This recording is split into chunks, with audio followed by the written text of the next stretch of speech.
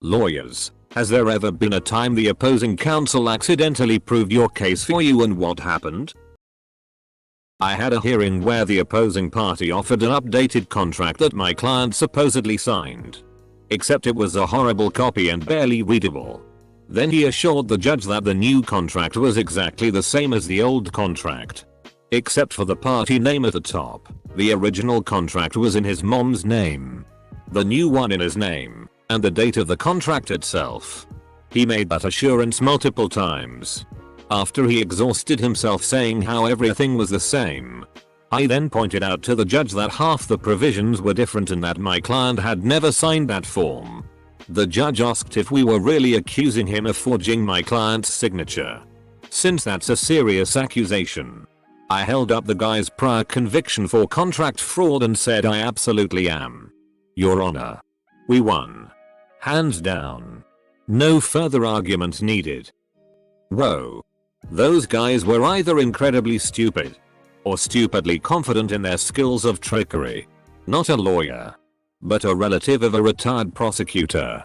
Relative was working misdemeanor criminal court. Cases get called in alphabetical order. And two women named Catherine Smith and Catherine Smith were scheduled to have their hearings before the judge. Not their actual names. But you get the point. Both had similar crimes, but slightly different. So the bailiff announces the next case to the courtroom. Catherine Smith. For one count of possession of cocaine with the intention to sell. And one count of prostitution. So Catherine Smith stands up and indignantly cries. Whoa. Whoa. Just wait a second. Where the hell did the prostitution charge come from? I deal crack. But I am not a WHRE. Easiest DRG dealing case my relative ever prosecuted. Actual lawyer here. From the full for a client file. Was interning at legal services after 1L. Doing discovery work for family law. My supervisor invited us to observe a hearing for our client to get a restraining order against her husband. At the hearing, the client discussed various times he threatened her. The man, representing himself, interrupted and said, "Judge, I never said any of those things. If I had, she wouldn't be standing here. Restraining order granted." You just know in the guy's head he was like, it's gonna be so badass when I say this.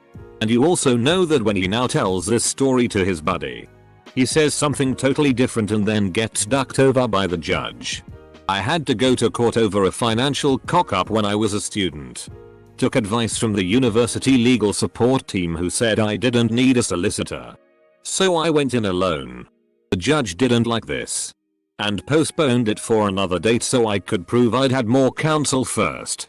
The other party's solicitor caught me outside the court and said I didn't tell you this but, and pointed out a huge error in the financial paperwork that made it very obviously come out in my favor. Went back to legal support. Got confirmation that it was right. Went to the second hearing alone and got the entire thing thrown out. The other solicitor winked at me as he left. Saved me about you a cute 9k. Nice chapter. What a great act. That lawyer solicitor had every right to argue their case and try to win. But instead made sure a kid didn't get screwed. A+ person. My favorite is a story from Jerry Spence. For those who don't know, he is a famous trial attorney. A witness on the stand was claiming that he had suffered injuries to his arm because of a city bus accident. Jerry asked him to demonstrate to the jury how far he can lift up his arm after the accident. The witness makes a feeble effort of lifting his arm. Then Jerry asks the witness to demonstrate to the jury how far he could lift up his arm before the accident. He lifts his arm much higher. The jury laughs. The case is over. Edit. Spelling. I had a misdemeanor possession case I was defending. Client was driving his mom's car. He gets pulled over for playing the stereo too loud. There are pills in the center console. In a prescription pill bottle. The bottle has his mom's name on it. Client gets arrested and charged with possession of a controlled substance without a prescription. Case is obviously bullshit, but the dumbest DA I've ever met in my life won't dismiss. We go to trial. During closing arguments the DA says this case is a circumstantial evidence case. During my closing I slapped the jury instruction on the projector that says if a case is based on circumstantial evidence and there is one factual scenario that points to guilt and one that points to innocence, the jury must find in favor of the defendant and acquit. My client was acquitted. Edit. RIP my inbox. Also, there are some amazing discussions below. That makes me really happy. I responded to as many questions as I had time for. DM me if you have a legal question about this case. Lots of you are interested. So the jury instruction is Calcrim 224 if you want to look it up. Not a lawyer. But here's a story from the burbs. My buddy is in the middle of a situation like that right now. His psycho neighbor built a wall too high and doesn't have proper drainage on his property for the very small creek natural drainage in between their yards. My buddy hired an attorney as the psycho decided to sue him over it. My buddy's engineer that looked over the property noted not only did my buddy set his yard up right, but the neighbor created drainage problems. Neighbor hired his own engineer. That proved my buddy was correct. Now the guy is likely to go postal. Case was going to go to mediation. Since both engineers found fault with the psycho neighbor, my buddy decided he's going to take it to trial. Turned the tables a bit. Will post a follow-up if I can find this thread after the trial wraps. My opposing counsel made some off-the-cuff remarks about how their client had to go to another remote office to get all the records they wanted to use against my client. That let me know the witness they were trying to use to introduce the records as evidence wasn't actually familiar with the records or the records keeping process. In the jurisdiction we were in, records were exception to hearsay rule. But you needed someone familiar with the creation and maintenance of the records to get them admitted. I attacked the witness qualifications to get the records admitted and ended up getting the records excluded. I then made a motion for a directed verdict on the grounds they couldn't prove the case without the records and won. All because the opposing counsel complained that their witnesses had to go way out of their way to get records for the court. When I first started, my firm had me on a case where the client claimed he lost because of ineffective assistance of counsel. Basically saying that the old lawyer didn't do his job. So we prepare an argument based on not asking the right questions, not communicating, etc.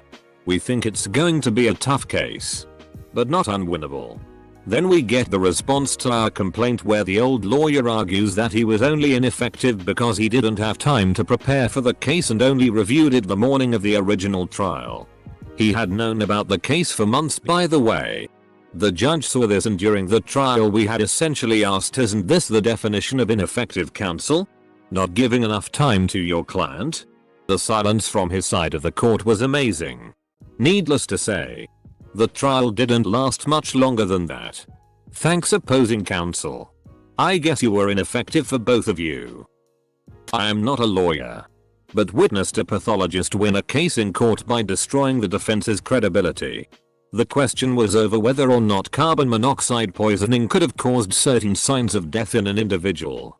But the defense didn't study their chemistry very well and kept asking the pathologist whether carbon dioxide could have caused these signs.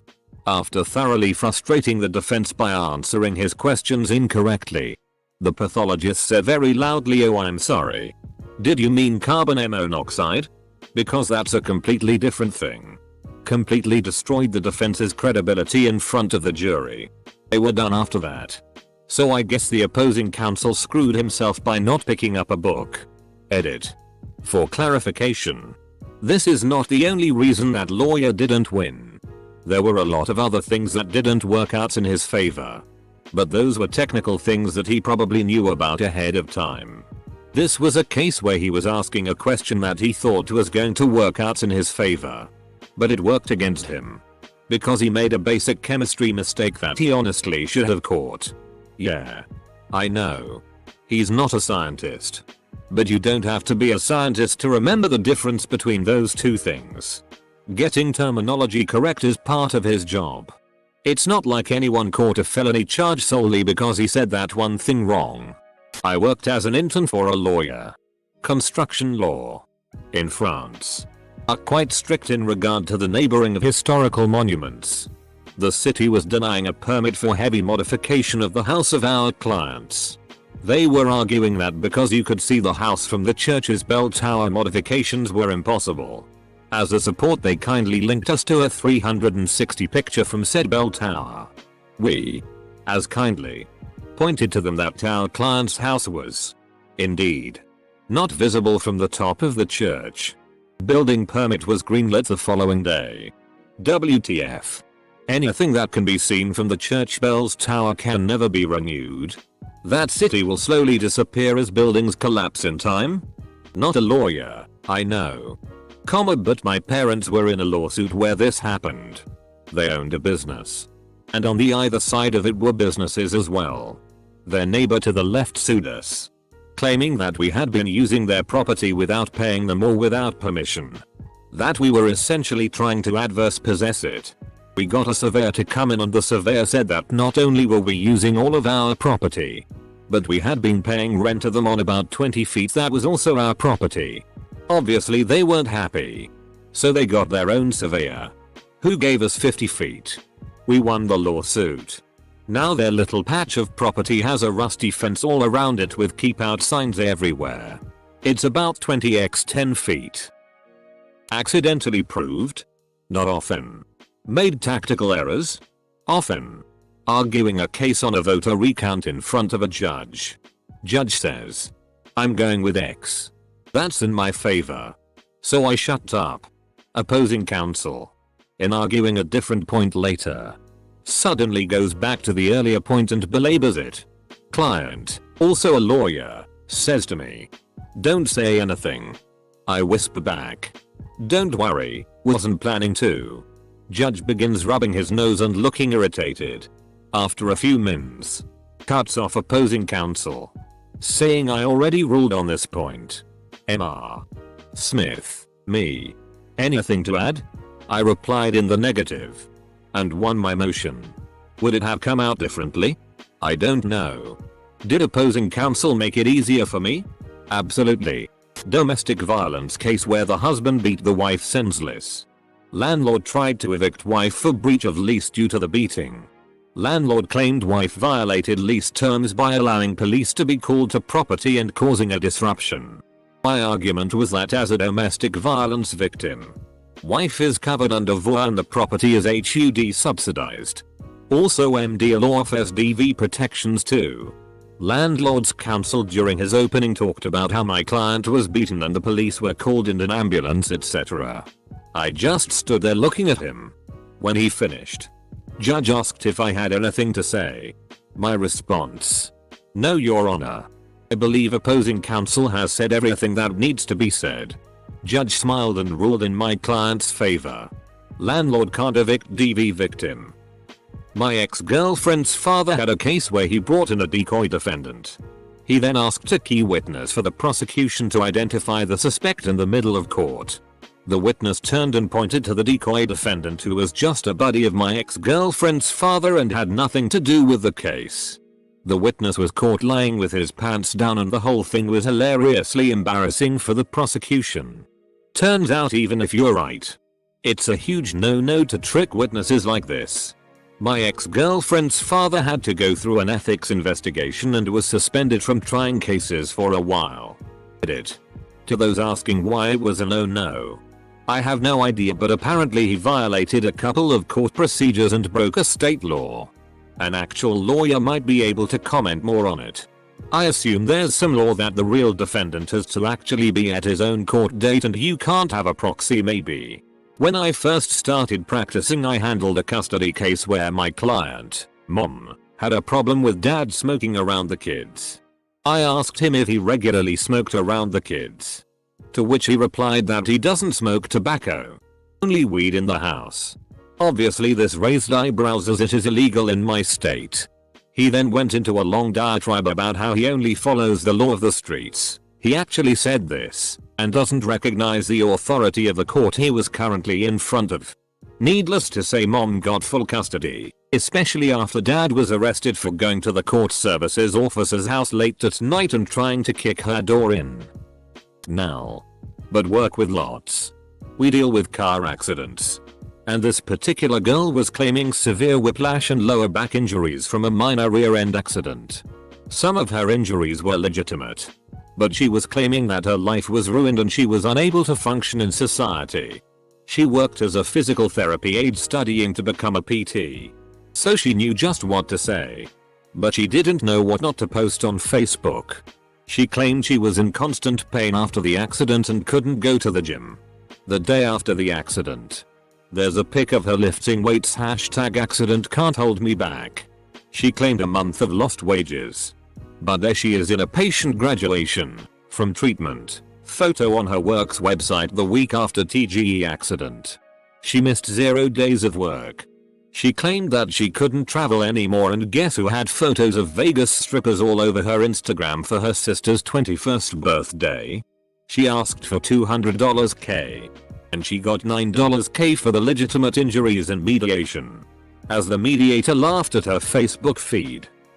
Plaintiff was claiming insurance money because he accidentally chopped off his fingers while cutting bamboo with a machete. And the insurance company, our client, refused to pay the insured amount. During the hearing, the plaintiff attorney began to demonstrate with a rolled up sheet of paper how his client was cutting the bamboo when the accident happened.